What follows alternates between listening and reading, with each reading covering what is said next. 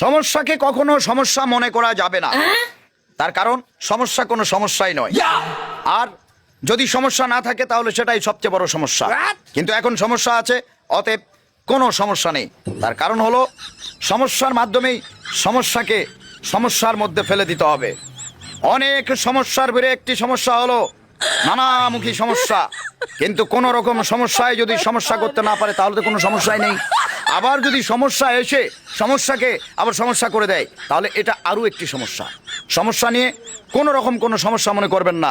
সকল সমস্যায় কোনো সমস্যাই নয়, আবার কোনো সমস্যাই নয়, এটি সবচেয়ে বড় সমস্যা।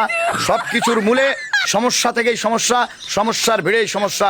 সমস্যাকে সমস্যার মাধ্যমে সমস্যাকেই সমস্যা করে দিতে হবে। অতএব কোনো রকম কোনো সমস্যা নিয়ে আর কোনো সমস্যা নেই। সকল সমস্যা অলরেডি এখন সমস্যার মধ্যে পড়ে গিয়েছে। আপাতত সমস্যাকে সমস্যা করে দিয়ে আমি নিজেই একটা সমস্যা হয়ে গেছি, আর কোনো সমস্যা নেই।